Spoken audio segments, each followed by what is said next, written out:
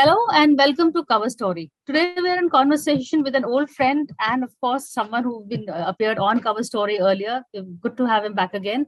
We have Shankar Aiyar. He is a political economy analyst and he's also the author of books such as The Gated Republic and Accidental India. He writes columns on the economy, on international relations and domestic politics. So Shankar, today I'm going to have a wide-ranging talk with you on lots of issues. But first, what intrigued me was one of your recent columns on the politics of freebies. Now, that's something that's a huge issue over here with Modi saying no reveries. Supreme Court has also said, let's have I think, a high-powered panel to look into this freebies business. They're frowning on it. So if you can give us your views on this and where it leads us. First of all, Priya, I'm pleased to be on your show. It's always lovely chatting with you. Good to have you back. On the freebies thing, I mean, what is a freebie? It's like beauty. It's in the eye of the beholder. So if you're in power, you frown upon freebies because you have to spend. And if you're in opposition, you promote the idea of freebies because that's the one. So freebies are essentially an admission of both administrative and political failure.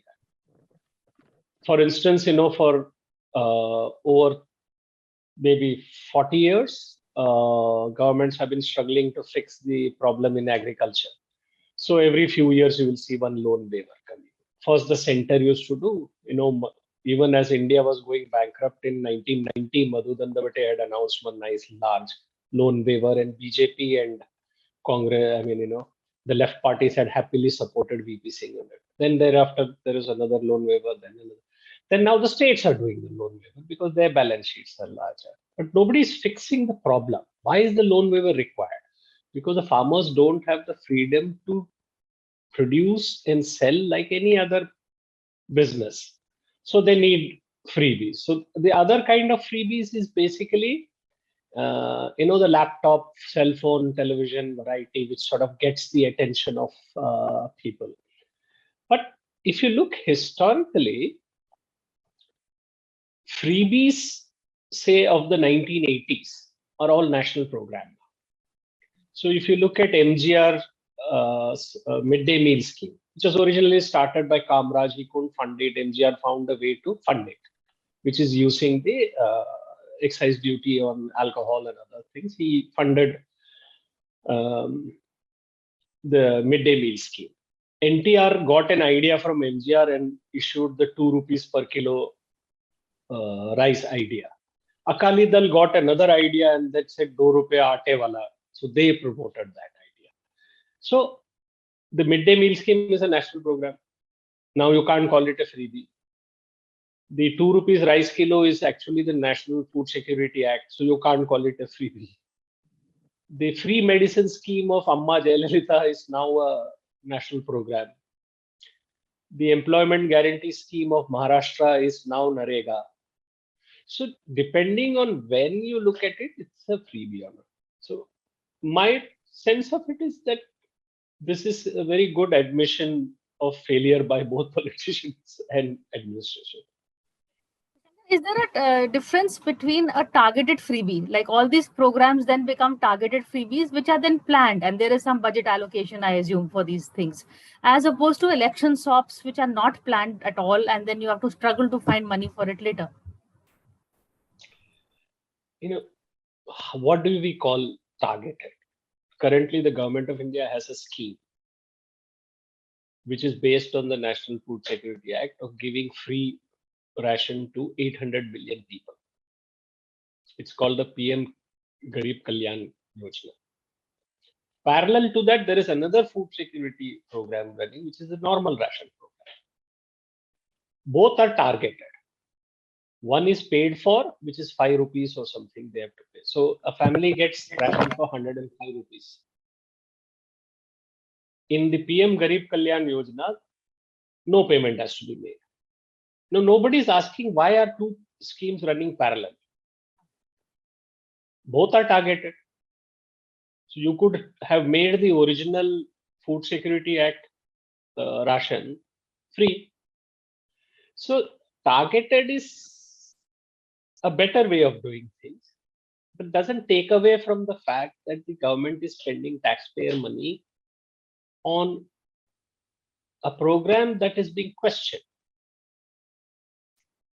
So there are a lot of these schemes, like when Nitish Kumar announced the cycle scheme for girls' school students. A lot of people say, "Ha ha, who made fun of it." But now half the country, I mean, a lot of state governments have adopted it. The question then comes to is whether it's targeted, not targeted, however. That if a political party announces the freebie, they should show where the money is coming from, who the money is going to, and how it will not lead to starvation of other schemes, which is what happens. So now happily they come to power. Once they announce the freebie, they've come to power. And no political party, Priya, is innocent of this. Every political party has announced freebies, no matter what they might claim. So I mean, so, and it leads to disastrous consequences. For instance, if you take the free power thing, it started with the Akali Dal in Punjab in the 1990s. And now every state electricity board is bust. Every few years, you have to produce 1 lakh crores or 2 lakh crores, depending on the volume of the losses, to bail out the SEBs. So the only way this can be legit is if political parties in power say, this is the freebie, this is how we are going to fund it, this is who it is going to, and it will not lead to institutions going bankrupt or people being denied. Now, the denial picture, Priya, nobody is looking at. There are about 5 lakh police personnel posts vacant across states. They say, paise nahi hai, we can't spend, can't find the people. Now, is law and order not an issue? So they should be spending on that, but they don't spend on it because it's okay. Even if you don't spend it, you spend on some laptop or cellular phone or free Wi-Fi or something. People will vote for you. So that's the general trend here, and it's sad. And the quality of debate over freebies, you would have noticed, is even worse. Which is why, thank God, the Supreme Court has stepped in. I'm noticing the Supreme Court stepping in on a lot of issues these days. Actually, the formation of that cell and a panel is a good beginning. I think the Finance Commission has been sort of fighting shy of issuing some guidelines. So there are three instruments here which could come into play. One is the Finance Commission, one is the Election Commission, one is the CAG. They can come together and say, okay, we are not against political parties promising something. We only want it to be transparent, targeted, and we want to see some outcomes. You might say that if you're going to build a dam which is going to store water, then show us the water.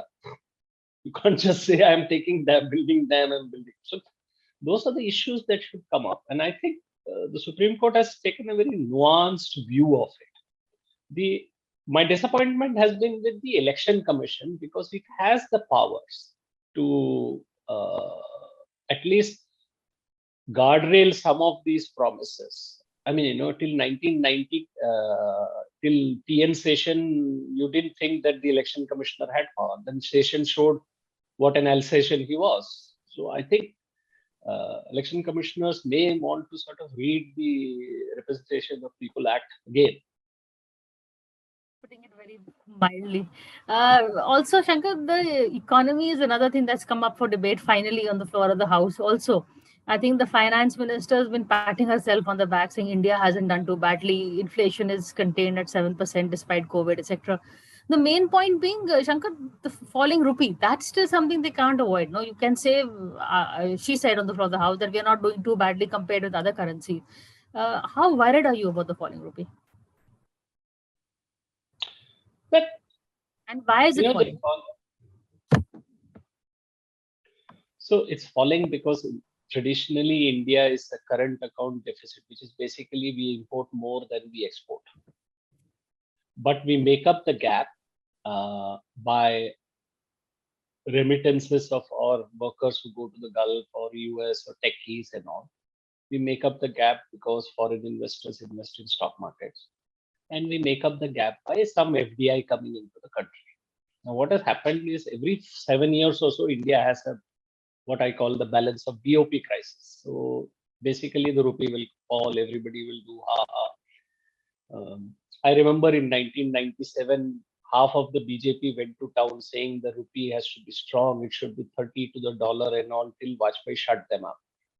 So, and he actually issued a diktat in the cabinet saying, "Koi nahi bolega." And I remember Governor Bimal Jalan had gone to petition the government saying that please help me, don't issue statements like that. So every few years we see this happening. What has happened in the first 6 months of this year, foreign investors have withdrawn about $30 billion. So the gap has widened. Imports have gone up because we are an import intensive economy, no matter how we look at it. We import components, we import computers, we imported oil, we import 800 tons of gold. So all of this adds up. So, and we have not yet opened up the economy enough to export. We are not competitive in export. So a lot of this comes to that. And it is unavoidable in a sense, because whenever there is a global issue, money leaves all investments, all countries, and heads for what is called the safe currency, which is the dollar. And when the dollar strengthens, the other currencies weaken. Now, India has done better because the Reserve Bank of India has spent over $60 billion defending the rupee.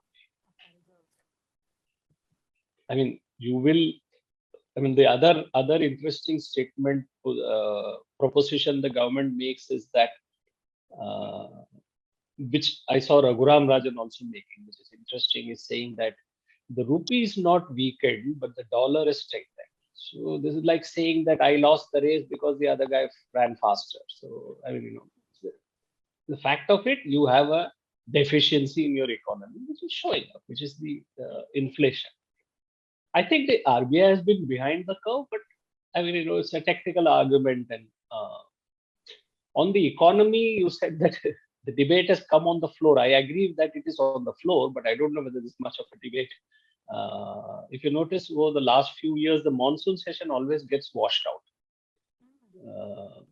And this is happening again. I don't think the opposition has the intellectual capacity or the patience to stand up and sort of argue the case. And the ruling treasury bunches are not making it any easier, because some of the language in parliament is really deteriorated.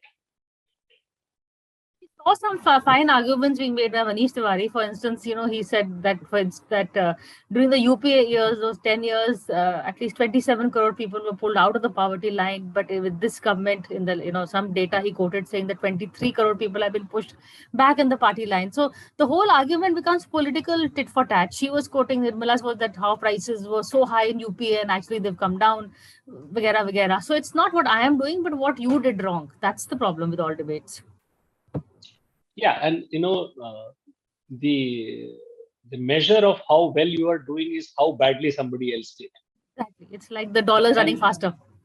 Yeah, dollars running faster kind of thing. And so here I think, well, Manish made some good points, and the finance minister also has a point saying the UPA really did disastrously in 2012 and 13.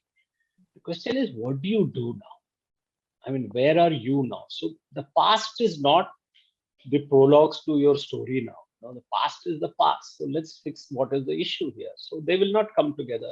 This is the 75th year of independence. I remember in the 50th year of independence, there was a grand promise by all political parties that they will not disrupt question hour, that they will have debates and all. And 25 years later, it's become worse. So the economy needs discussion, discourse. There is a real issue in the economy. There are people after the pandemic, a large part of the population has been, small and medium sector industry is really suffering. And one measure of this, Priya, you can see is companies like the Hindustan Lever, Dabur, all these FMCG companies who sell the small packed sachet items of 5 rupees, 10 rupees, and all are all showing the signs of distress in the rural economy. And that is the debate that should come mainstream, that the bulk of the people are feeling the pressure. I mean, the guys at the top are only upset that the Nifty has gone down or the Sensex has gone down. But there are other issues, real issues in the economy, in jobs. I mean, for 2 years, students have not gone to school. No debate on it. No debate. But I want to take my cue from another point you raised after the break. Is there's no real debate happening, and why the opposition is not able to garner, take the government or raise issues that matter. The government opposition relationship. Actually, that's what I want to talk to you about. But after the break.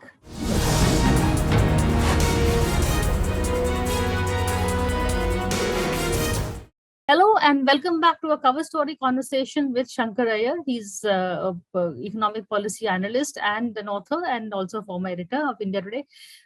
Shankar, the whole debate I wanted to talk to you about was, early on we used to say even if there was a logjam in the floor of the house, there was a Arun Jaitley or someone who would talk to the opposition, talk to the government and figure things out. There is no such figure, there is no such back channel, there's no such goodwill existing. It's become very, very personal, hasn't it? But, at the end of the day, politics is the art of the possible. So, some compromises will have to be made on both sides. So both sides are making binary arguments. There's a lot of whataboutery. You did this, I did this, our time, your time. And the distance between the green and red benches in parliament is really widened, actually, in terms of how they have it requires people of some stature to say, okay, we will tone down the rhetoric. There probably needs to be somebody like a Pranab Mukherjee or somebody like a Vajpayee or to come across and say, okay, these are the subjects that are sacrosanct and we will debate it and there will be debate. I'm not sure whether we have that kind of intellectual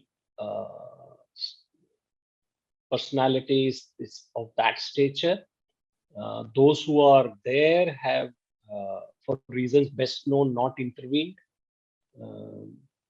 The all-party meeting, which used to be the instrument, the mechanism to sort out this, probably doesn't happen at all.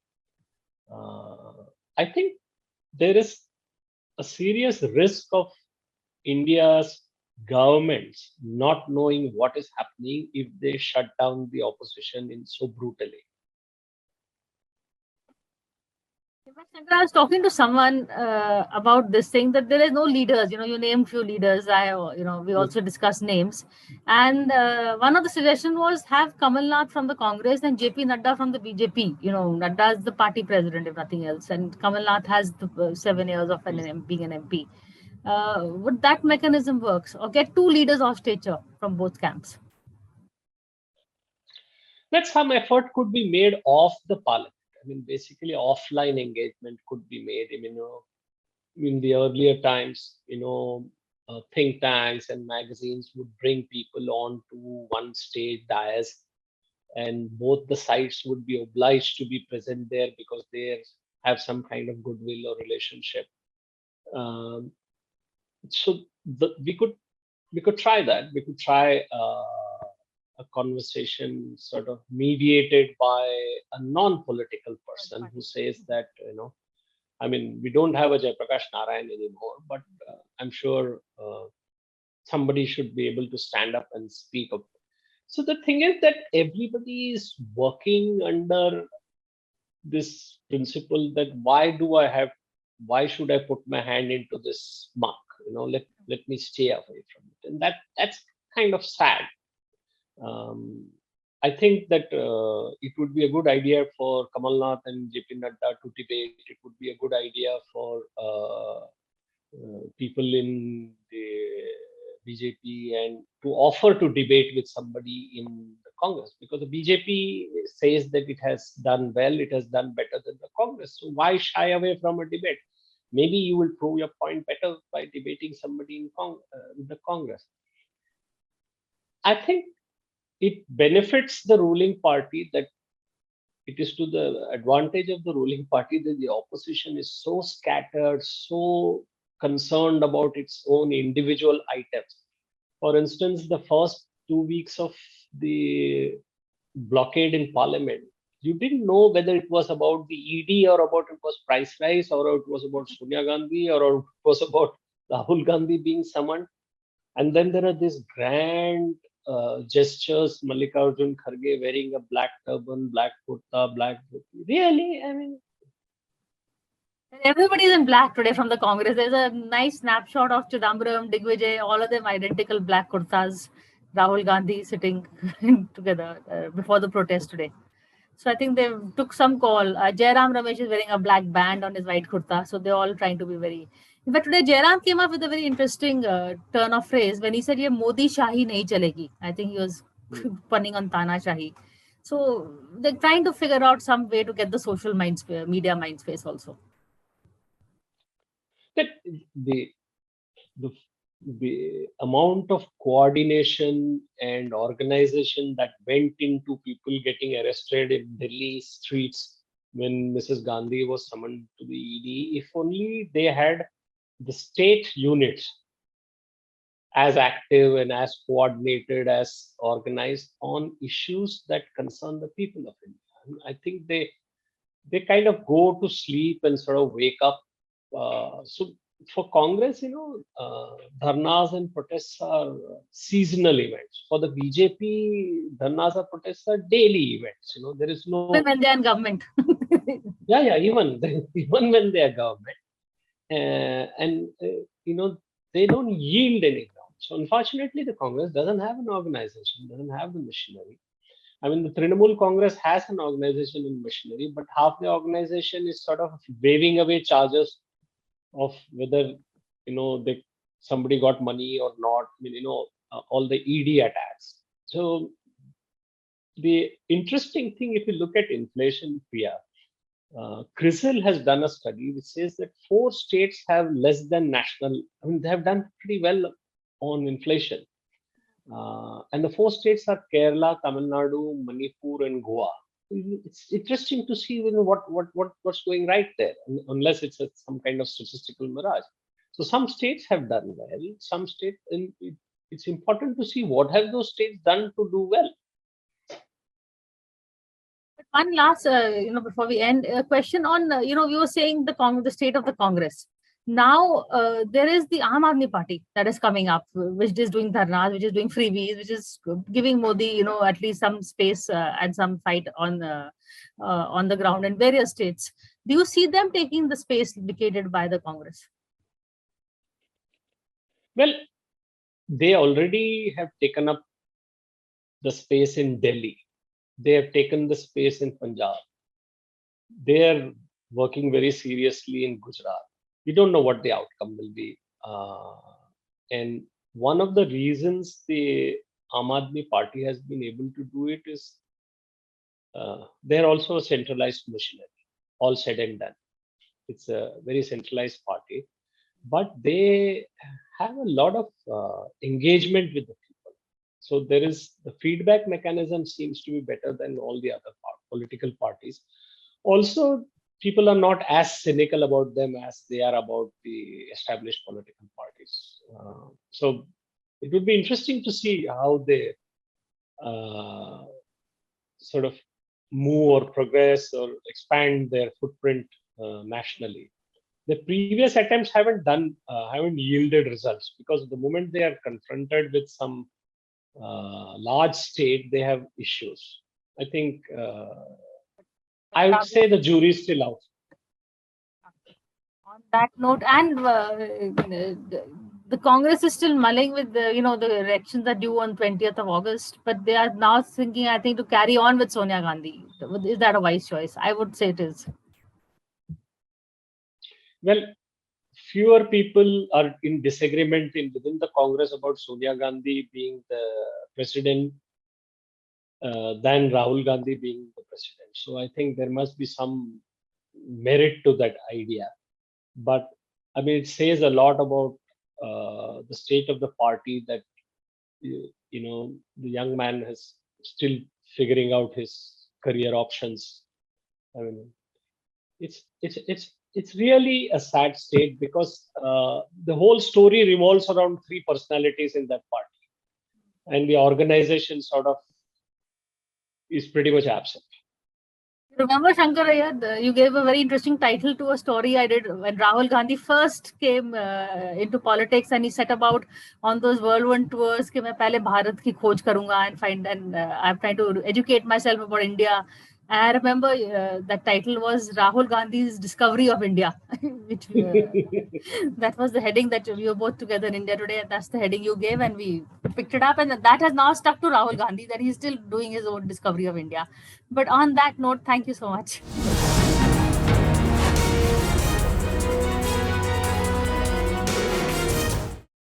For more such videos, subscribe to the NewsX YouTube channel, hit the bell icon.